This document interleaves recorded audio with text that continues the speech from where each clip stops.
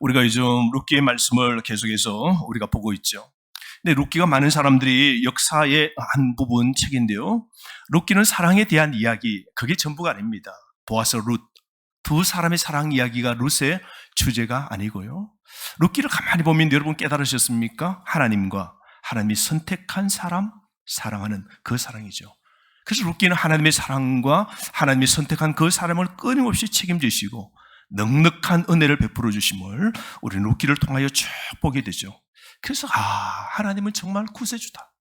하나님은 정말 놀랍도록 우리 인생의 걸음 하나하나까지 다 세밀하게 간섭하시고 먹을 수 있는 복, 떨어뜨려 놓은 이삭의 은혜를 거둘 수 있도록 하나님이 다 해주심을 우리는 룻기를 하나하나 한 구절 볼 때마다 우리에게는 넘치는 은혜가 주어지게 되죠. 우리 룻기를 보면 여러분 그렇지 않습니까? 룻기 1장에 엘리멜렉이 나옵니다. 엘리멜렉 사사시대입니다. 그러니까 사사시대는 믿음의 신앙의 삶을 살기가 정말 어려운 시대예요. 진짜 예수 믿는 사람이, 하나님 믿는 사람이 없는 오늘 시대하고 똑같습니다. 우리 어제 여름 성경학교 있거든요. 아이들이 어제 여름 성경학교 있는데 너무너무 감사한 게 아이들이 자기 친구 전도를 해서 새로운 애들이 왔어요. 요즘은요, 아이들 전도하기 힘들어요. 아이들이 오고 싶어도 엄마들이 교회 가지 마 이래야 되는 거예요. 코로나 이후에 많이 바뀌었잖아요. 우리 교회에 있는 애들도 엄마가 믿음이 없으니까 애들이 지금 또 교회 안 오는 애들도 있단 말이죠.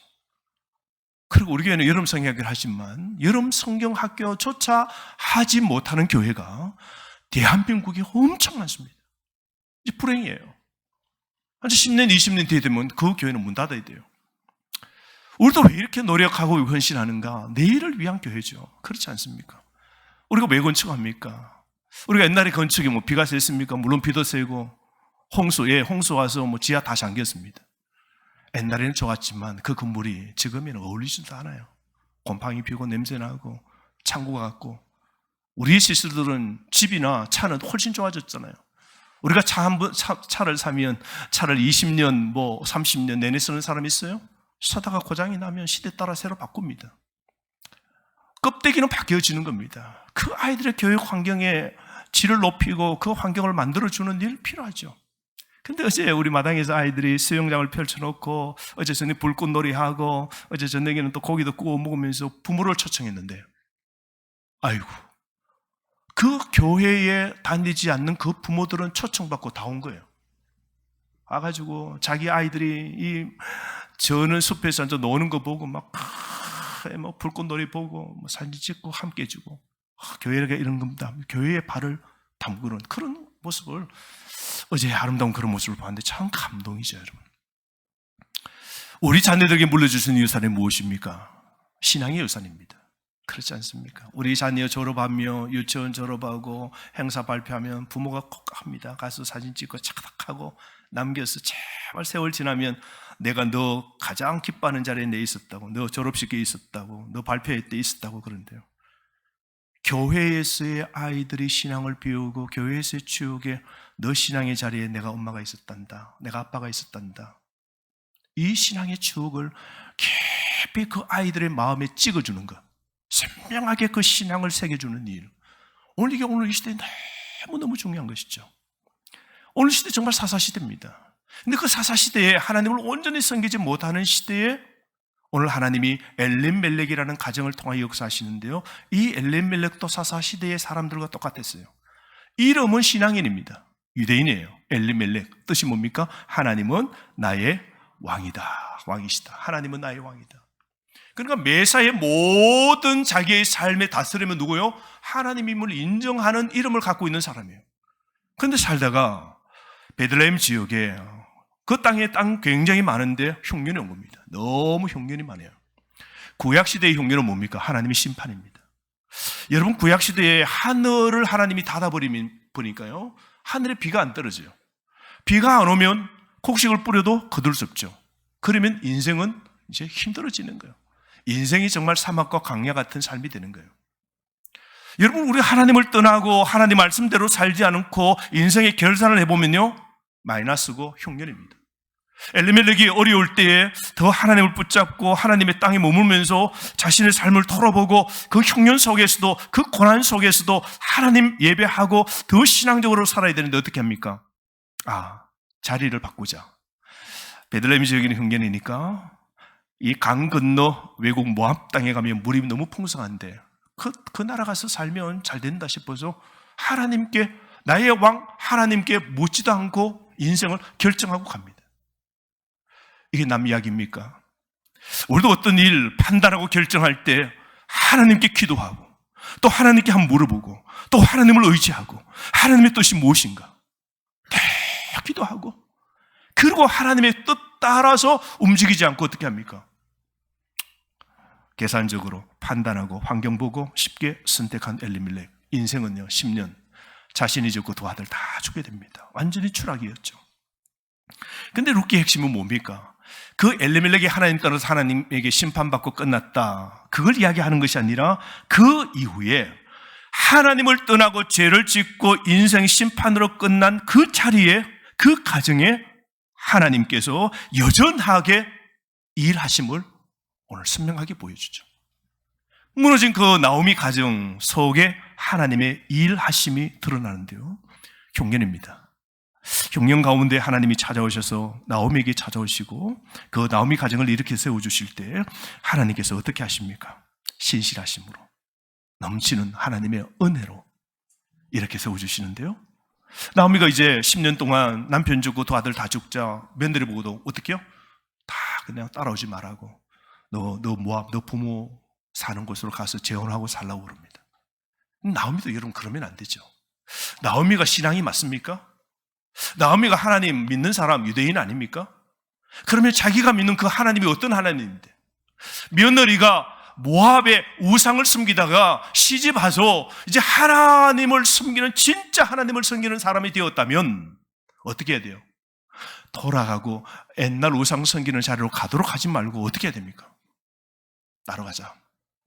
너 이 집안에 와서 내 아들을 잃고 너 남편 잃었지만 너 하나님 얻었지 않냐고. 너 내 고향으로 가자고. 하나님의 땅으로 가자고. 그러면 흉년이지만 하나님이 살려줄 거라고. 나는 지금 내 눈앞에 하나님 보여준 것 없지만 하나님은 대책을 갖고 계시고 우리 흉년의 인생 속에서도 하나님이 역사하실 거라고. 그래야 되는데 이 나오미는 뭐라 그래요? 그 두 며느리에게 가라고. 다른 말로 교회 오지 말라고. 더 이상 이제 하나님 섬기지 말라고. 하나님 믿으면 나 꼴난다고, 절단 난다고, 오지 말라고. 그러면서 나오미는 그 두 며느리를 따라오지 말라고 밀어내는 거 보십시오. 그런데 그 자리에 하나님의 역사는 맏며느리 룻이, 이방 여자 룻이 뭐라 그럽니까? 어머니의 하나님이 나의 하나님입니다. 내가 시집 와서 가만히 보니까 어머니 집안 계속 망하는 거 보니까, 그래도 아이고 주여 주여 하고 어머니 그렇게 하는 거 보니까, 어머니 우리가 어쩌면 잘못한 거 아닙니까? 나오미가 그 말은 참 했는지 안 했는지 모르겠지만 어쩌면 우리가 하나님 섬긴다면 그 하나님이 땅에 있어야 되고 하나님께 물어봐야 되는데 어떻게 했습니까? 하나님이 틀린 것이 아니라 멋대로 산 결과의 인생이 이렇게 되었으니 하나님 잘못이 아니고 이 하나님이 인생의 복의 하나님이고 이 하나님의 말로 참신임을 믿었던 룻은 자기의 땅을 포기하고 하나님 땅에 가 살기를 결정하는 거 보십시오. 그래서 어머니의 하나님이 나의 하나님으로 인생이 바뀐 겁니다. 그때부터 이 룻은 철저하게 그의 발걸음을 바뀌지 않고 하나님 일하심을 따라서 하나님께 인생을 맡기며 그렇게 사는 거 보십시오. 사랑하는 성도 여러분, 오늘 우리의 삶도 그래야 돼요. 우리 인생의 걸음을 누구에게 맡기면 좋을까요? 하나님입니다. 여러분 지금 흉년입니까? 어떤 사람은 너무 아파. 병원에 가서 시술을 하고 병원에 가서 일주일 입원하고 또 치료 가운데 있고, 몸이 아프면 여러분 인생 만사가 다 막 삶의 의욕이 끊기는 거예요. 여러분 절대로 안 아파야 돼요. 그런데 우리가 아파요. 돈도 좀 적당히 좀 있어야 돼요. 근데 돈이 없어. 그러면 너무 힘들어져. 가정의 자녀들이 문제가 없어야 돼요. 그런데 문제가 생겨요. 인생은 여러분 이 흉년 저 흉년, 인생은 어디에서 우리 인생에 고갈시키는 흉년의 문제가 반드시 있습니다. 이 땅은 여러분 사막과 광야입니다. 우리는 완전한 천국에 들어가기까지는 인생이 순례의 길이에요.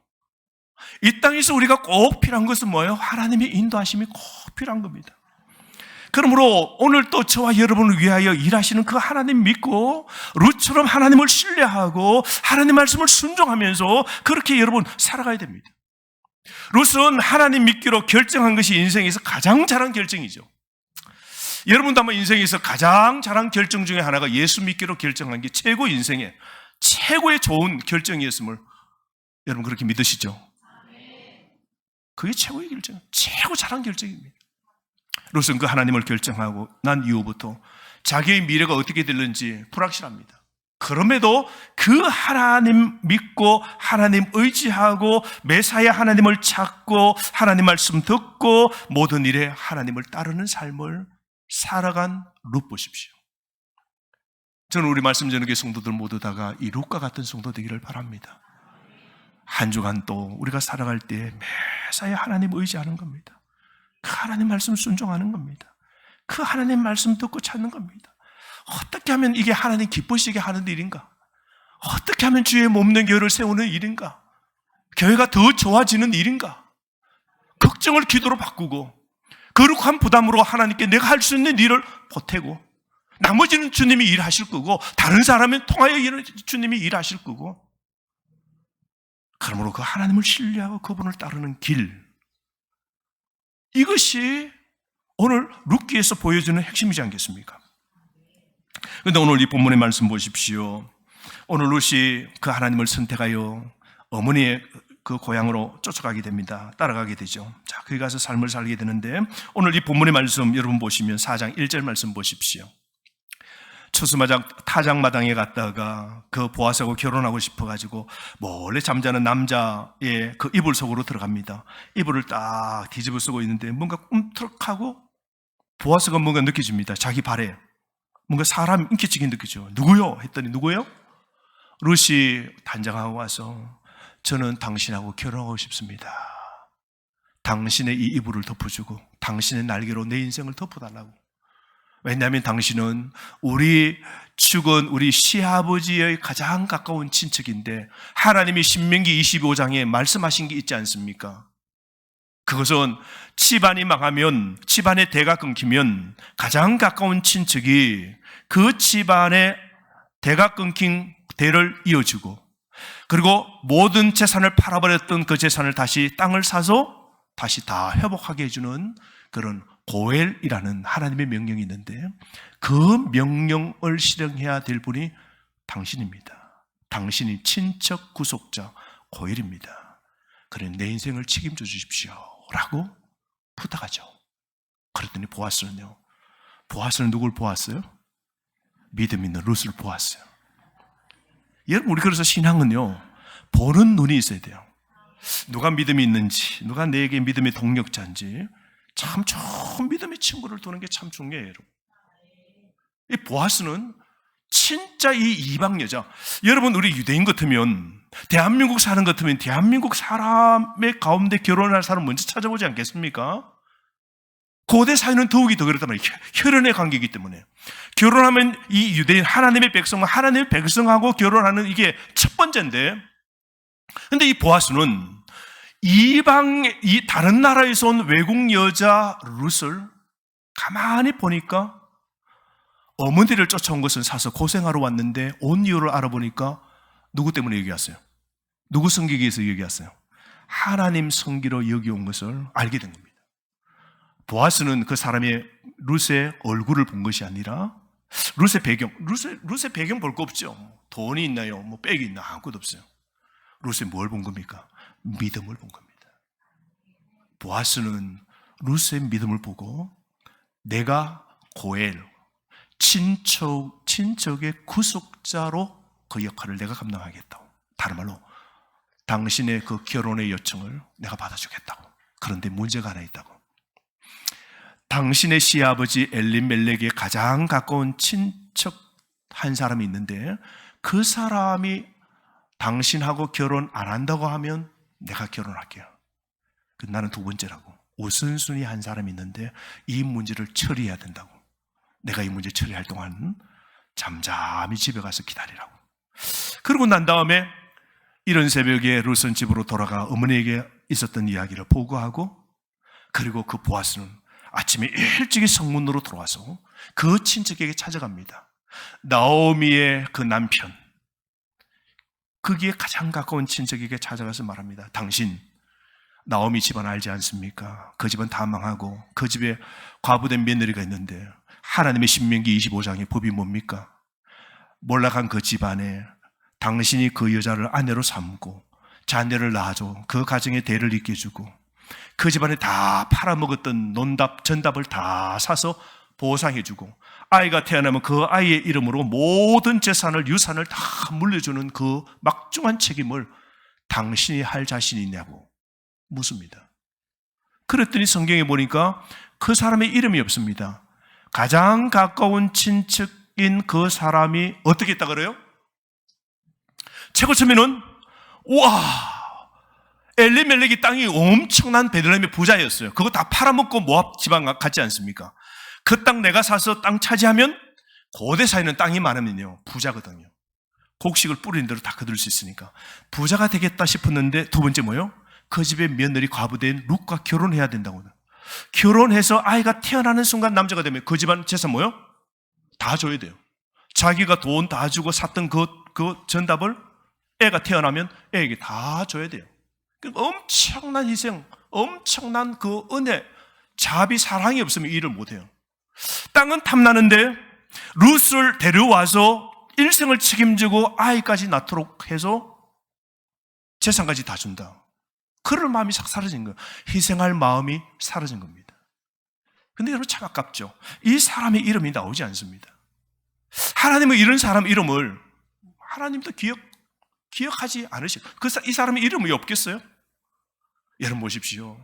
만약에 이 사람이 하나님의 말씀의 명령에 순종해서 어쩌면 동생일 수 있어요. 엘리멜렉의 동생일 수 있어요.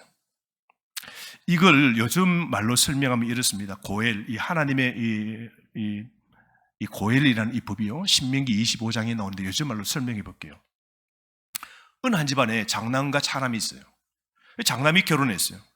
세월이 좀 지났는데 아이가 없어. 차남이 결혼했는데 애 셋이 있고 이제 이렇게 살아가. 재산 다 나눠주고 유산, 집안의 유산이 흘러가는데, 근데 그 장남이 이런 7월 달에 휴가를 가다가 교통사고가 크게 나는 바람에 큰아들이 죽어버렸어요. 장남이 죽었어요. 며느리만 남고. 자, 이렇게 될 때에 둘째 차남이 형수와 결혼해서 형님의 이 아이를 낳도록 있도록 해서 형님의 이 집안의 유산을 있도록 해야 될 역할을 차남이 해야 된다는 거죠. 그런데 차남이 가만히 모르게 형수를 보니까 마음에 쏙 들면다는데 마음에 안 들어. 인물도 좀 못생겼어. 결혼해서 데리고 살기가 싫어. 성격이 또 너무 안 좋아. 나 결혼할 마음이 진짜 없어. 근데 반대로 결혼할 마음이 있다고 한들 자기 아내가 여보, 내 눈에 흙 들어가기 전에 당신 형사하고 결혼한다고? 이 하나님의 고엘법 절대로 안 된다고. 당신이 만약에 결혼한다면 나 죽을 거라고. 이렇게 생떼를 쓰면 이 남자 결혼할 수 있겠어요, 없겠어요? 자, 이렇게 되면 어떻게 되냐면, 이렇게 되면 구약시대는 성의 유력한 장로들, 훌륭한 사람들 앞에 찾아갑니다. 찾아가서 말합니다. 차남이 나와 결혼을 해서 내 집안, 몰락한 내 집안에 자녀도 낳아주고 내 삶을 살도록 안 해주려고 그런다고. 그러면 그 유력한 장로들, 다스리는 통치관들이 불러요. 차남을 부릅니다. 차남을 불러가지고 너 왜 진짜 그러냐고 다 조사합니다. 그래서 말합니다. 난 하고 싶은데 아내가 반대하고, 난 진짜 이 결혼을 하기 싫다고, 난 안 한다고. 그렇게 딱 말하면요, 과부를 다시 부릅니다. 그 사람을 불러서 진짜 맞네 라고 하는 순간 그 사람이 신발, 오른쪽에 있는 신발을 벗깁니다. 고대 사회는요, 신발이 이게 상징입니다. 이 권위의 상징이거든요. 신발을 신고 어디든지 다닐 수 있잖아요. 내 밭을 다 다닐 수 있는 신발입니다. 근데 그 신발을 벗깁니다. 그 신발을, 오른쪽 신발을 벗겨가지고 그 과부가 치고 나와 결혼 안 해주고 내 무너진 이 집안을 일으켜 세워줄 마음이 없는 가까운 친척의 얼굴에다 침을 뱉어요. 침을 뱉으면서 큰 소리로 욕을 합니다. 그 욕이 뭐냐면 이렇게 말해요. 아이를 낳아주기를 거부하는 이런 사람은 이런 꼴을 당한다고 크게 외칩니다. 성문 밖에서 크게 외칩니다. 아이를 낳아주기를 거부하는 이 사람에게는 이런 꼴을 당한다고 침을 탁 받으면서 이제부터는 이 사람의 가족은 신발이 벗겨진 사람의 가족이라고. 신발이 벗겨진 사람이라고. 나 이제 책임 안 진다고 신발을 이제 던진 거죠. 이 사람은 신발이 벗겨진 사람이라고 크게 화음을 지릅니다. 근데 여러분, 고대 사회는요, 이 명예가 가장 중요하거든요. 신발 벗어서 이런 창피를 당한 이 사람은요, 집안에 무너진 사람의 그 가정을 일으켜 세워주는 이 하나님의 말씀에 책임을 감당하지 못한 사람에게는 평생토록 그 명예가 수치가 됩니다. 그게 다시 명예를 회복하는데 긴 세월이 들고요, 개인에게도 상당한 불명예가 됩니다. 그럼에도 불구하고 가장 가까운 이 엘리멜렉의 친족은 뭡니까? 나 안 하겠답니다. 그래서 신발을 벗어줍니다.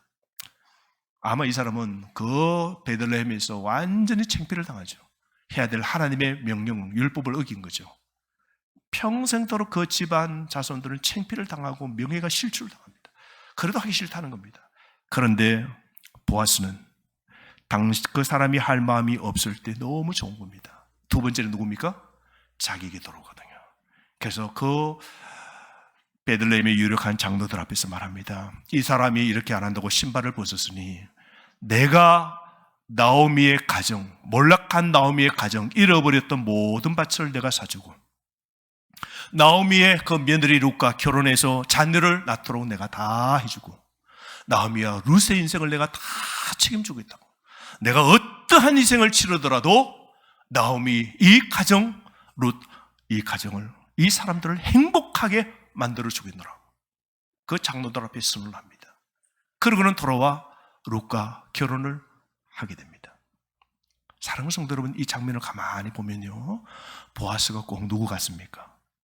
예수님이죠. 성경은 이 보아스가 예수님임을 나타냅니다. 자, 보십시오. 우리 예수님은 우리의 인생을 책임지시기 위하여 신이신데 사람의 몸을 입고 이 땅에 오셨습니다. 여러분, 고엘이 되려고 그러면 친척이어야 돼요. 혈족이어야 됩니다. 남이 안 돼요. 혈족이어야 돼요. 예수님은 우리를 구원하시기 위하여 이 땅에 인간의 몸을 입고 마리아를 통하여 이 땅에 태어나셨습니다.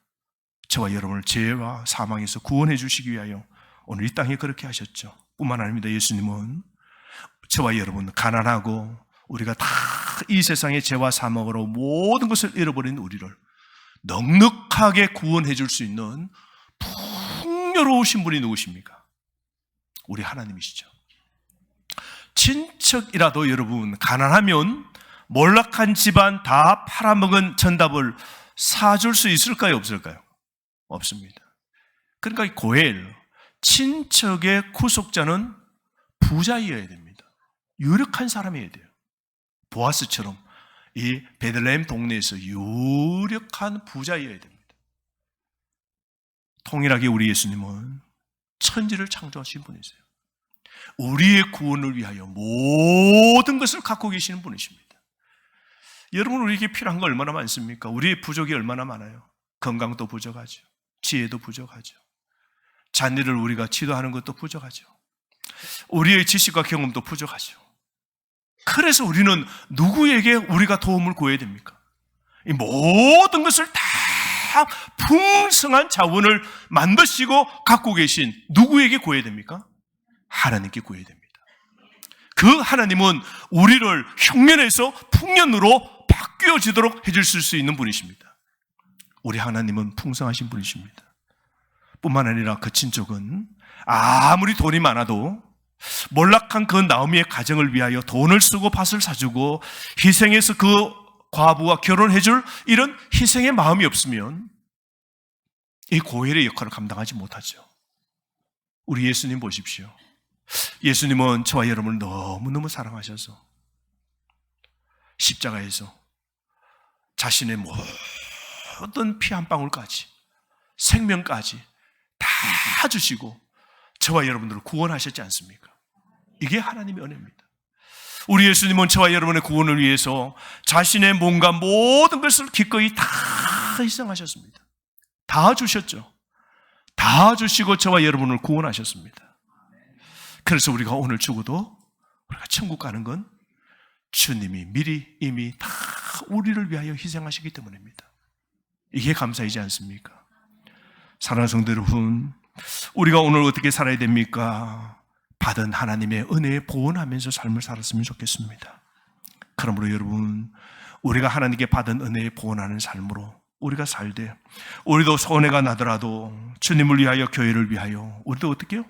이제 드리는 삶, 주를 섬기는 삶, 주님을 공경하는 삶, 그렇게 살아가는 저와 여러분 되기를 주의 이름으로 축복합니다. 사랑하는 성도 여러분, 예수님은 우리를 부르셨습니다. 하나님의 은혜를 주시기 위하여 우리를 부르셨습니다. 오늘도 하나님이 우리 모두에게 은혜를 베푸시고 우리 삶에 은혜와 힘을 주십니다. 그러므로 예수님이 저와 여러분을 구속하셨고 구원하셨고 천국으로 우리를 인도하실 건데요, 그 예수님이 우리를 온전하게 또 만드시고 또 만들어 가시는 과정입니다. 그러므로 주신 은혜에 감사하고 어렵고 힘들고 부족할 때마다 나의 구속자, 나의 구원자 되시는, 고엘 되시는 그 신랑 되신 예수님만 온전히 의지하고 룻처럼 흉년 가운데서도 전적으로 하나님은 의지하며 살아가는, 결국 체험받는 저와 여러분 되기를 주의 이름으로 축복합니다. 우리가 주신 말씀 가지고 다 함께 이 시간 기도하겠습니다.